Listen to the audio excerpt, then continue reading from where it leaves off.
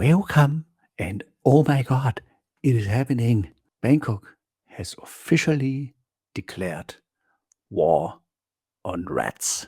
And that's not all. Thailand's capital has a new plan. Actually, it has 261 plans.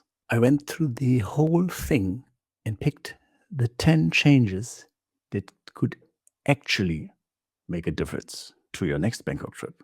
These are the changes the Bangkok Metropolitan Administration wants to make. To be more precise, Bangkok's Governor Chadchart Sittipunt, freshly re-elected, and these 261 items are basically the entire second term policy program. So let's start with number 1, policy P253, Bangkok's war on rats. Bangkok specifically identifies high-risk areas including Yeovarat, the Chinatown street food heaven, Silom, Patpong, Lumpini Park area, Ratchathevi, Victory Monument, Bayogi Sky Tower, Pratunam Malls, Dindang, one of the densest districts, Hue Kwang, Chinatown 2.0, and Sukhumvit, nightlife, parks, street food. And first, they want to find out where the rats actually are. At night, they will use thermal and infrared cameras to measure rat activity before and after treatment. And in between comes the clever part. They are not just proposing to throw poison everywhere. They want restaurants to stop feeding them accidentally by getting food waste off the street quickly. In monitored zones, the goal is for rubbish to be put out and collected within 1 hour. If that isn't possible, businesses would have to use designated bins rather than leaving garbage bags on the streets, like here. And how do they actually reduce the rats? The plan specifically calls for liquid contraceptive bait, basically birth control, to manage pest population and reproduction.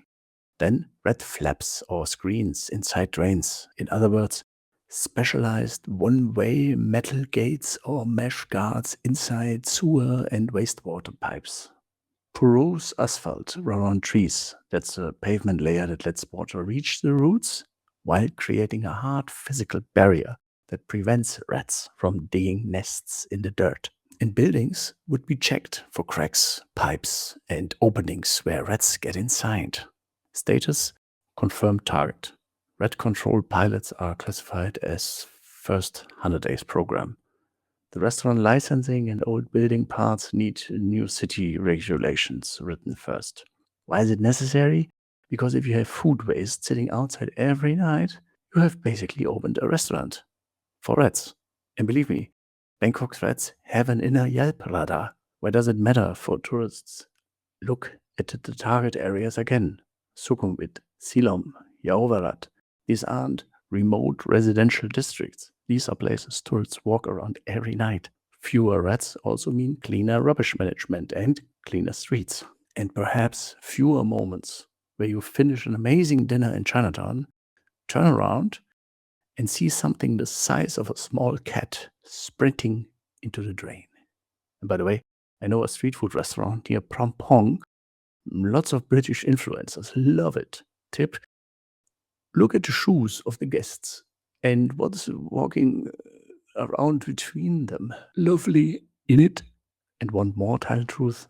Sign up for my free newsletter, 2 to 3 emails per week. Tips, tricks, updates, an insane amount of welcome gifts. Scan up here. Number 2, policy P114. A skywalk from Nana to Phrom Phong. You know, walking in Bangkok is sometimes an adventure nobody asks for. Really not pedestrian friendly, chaotic and dangerous. Zebra crossing? No meaning. Green, red? Up to you. What's planned?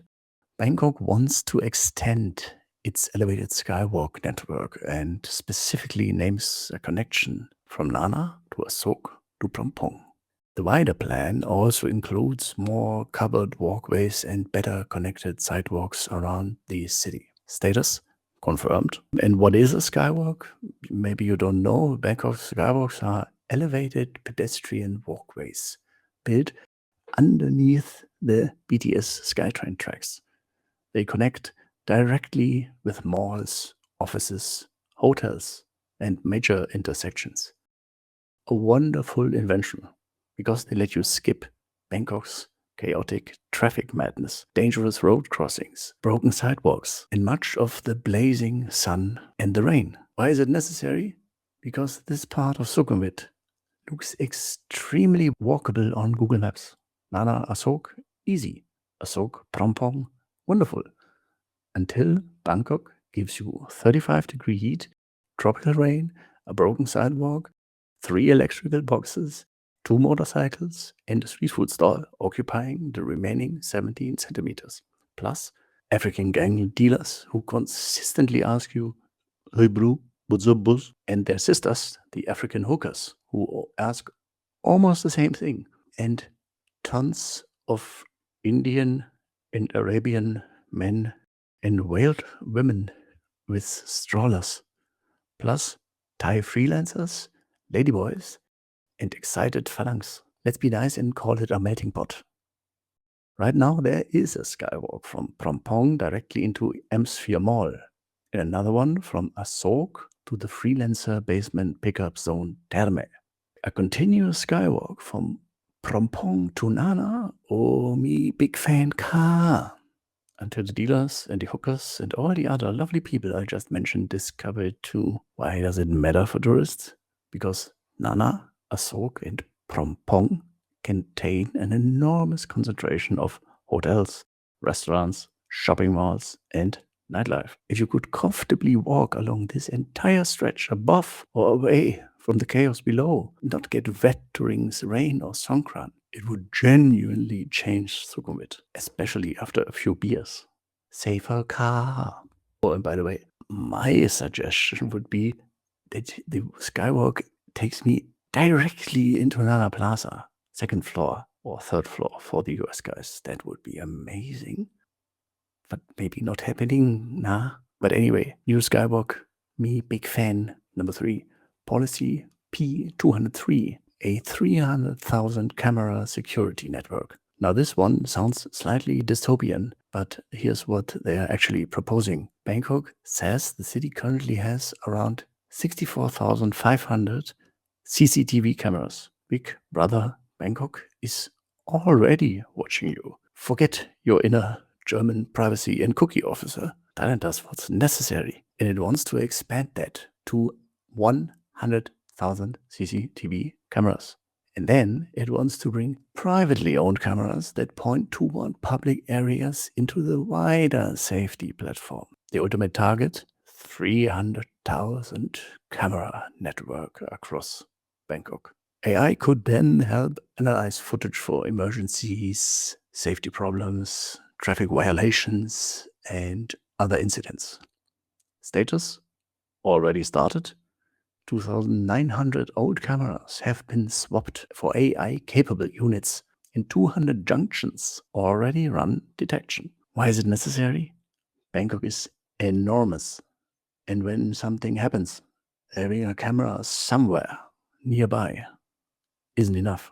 You need useful footage. You need to know where the cameras are. And ideally, you need systems capable of finding the relevant footage quickly. Why does it matter for tourists? Lost bag, accident, theft, problem with a vehicle, an incident late at night, a ladyboy hugged you, and now your necklace is gone.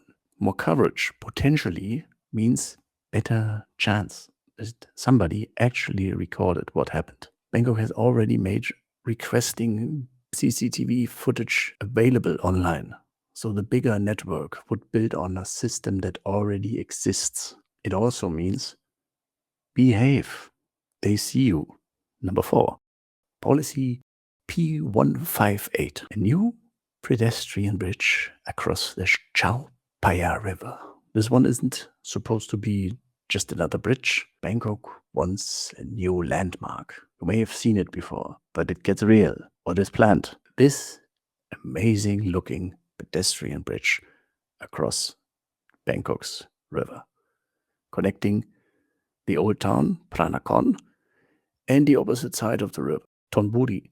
The city says Bangkok has plenty of historic attractions, but relatively few pieces of modern architecture that become tourist destinations themselves, except something like the Mahanakhon Tower, for example. So this bridge is specifically supposed to be both a useful connection and a new attraction. Previous planning work looked at a location between Pra Bridge and Taksin Bridge. It's quite a big area. We're talking Bangkok and Chinatown. So in the middle of high tourist zone Bangkok. Completion year 2030. Why is it necessary? The Chao Phraya River is one of Bangkok's greatest assets, but it's also a giant divider. Depending on where you are, crossing it means finding a ferry, boat, train, or road bridge. Walking across, very limited options. Why does it matter for tourists? Walk across at sunset, views in both directions. Old Bangkok on one side, and the beautiful, much quieter Thonburi on the other side. Bangkok basically wants its own piece of architecture where tourists immediately pull out their phones and say, welcome. Number 5, policy P226. Bangkok, light up. Bangkok is already incredible at night. Yes, but the city thinks too much nighttime tourism is concentrated around shopping, bars, and special festivals. And you know what? So what's planned? Important buildings and public spaces would get permanent architectural lighting. The plan specifically names Memorial Bridge, Golden Mount, Mahakam Fort. Bangkok also wants scenic nighttime walking and cycling routes along canals and the river.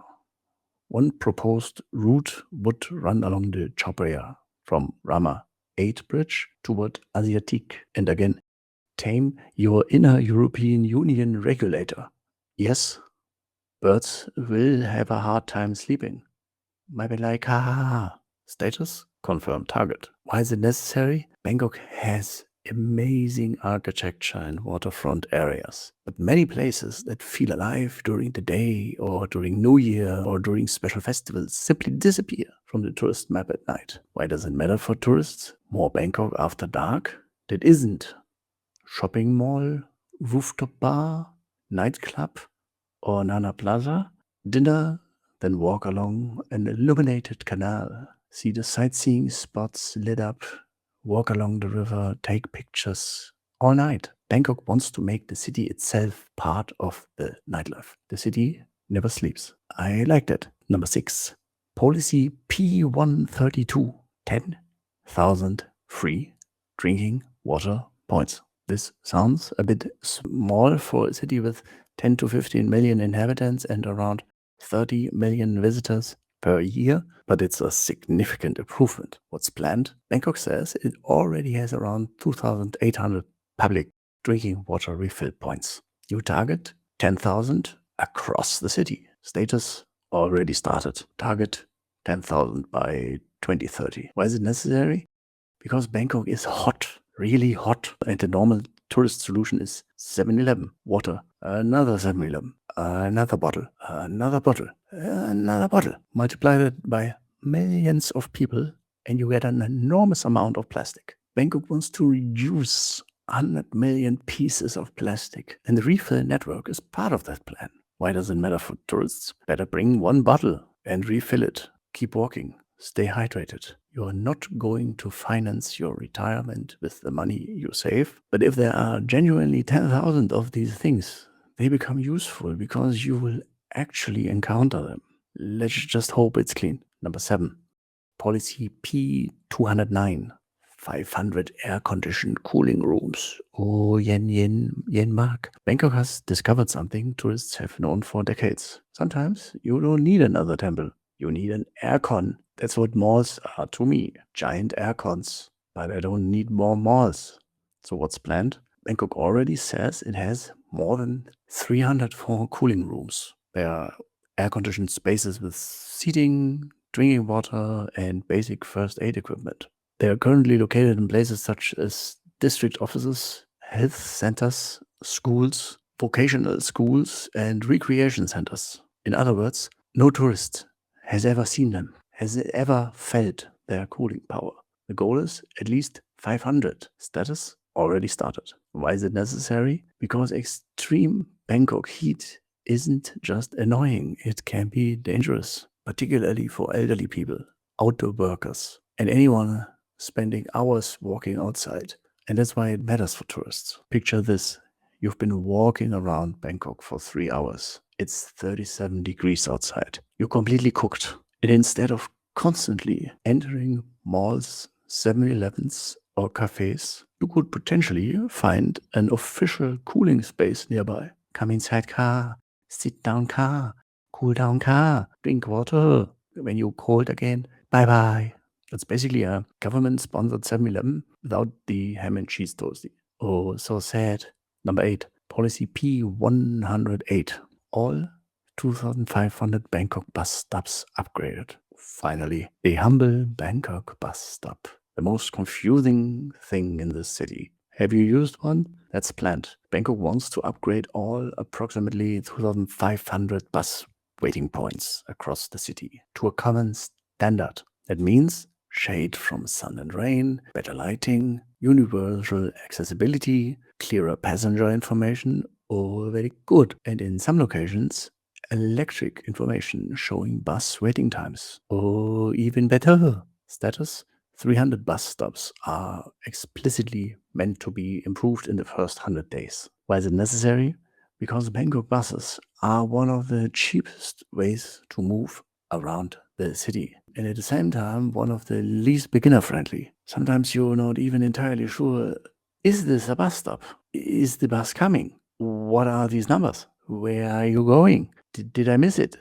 Do I stand here? Do I wave? Why is everybody else suddenly running?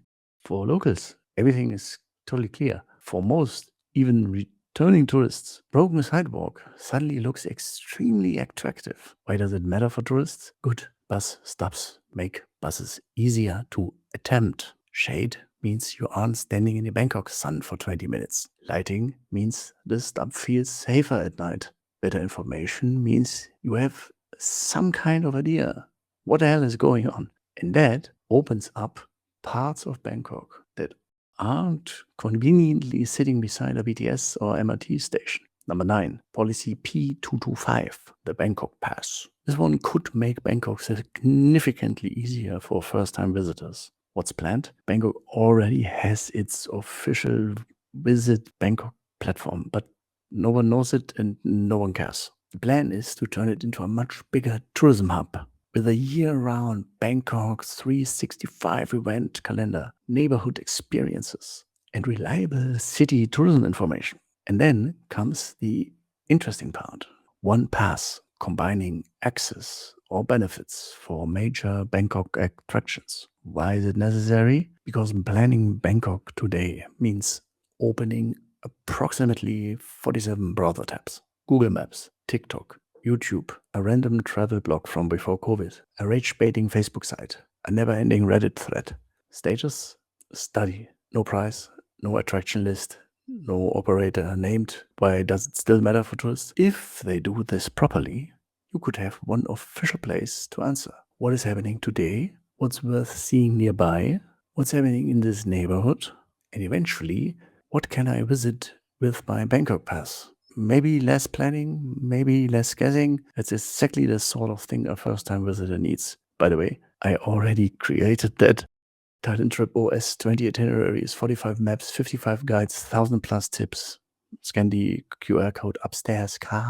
Number 10, Policy P206. Emergency QR codes for tourists. Something like that. What is planned? Bangkok wants smart QR codes in tourist and commercial areas. Scan one and it could potentially lead you to emergency services, embassy information, incident reporting, and Bangkok's central city information systems. Why is it necessary? Because emergency becomes surprisingly complicated when you are abroad.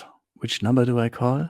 Who handles this? Where's my embassy? Why does nobody speak English? Can this officer even understand me? Is this girl in the police uniform a real officer? And nobody wants to research that while standing on a Bangkok sidewalk with 4% battery. Status: study, no app, no pilot site, no date.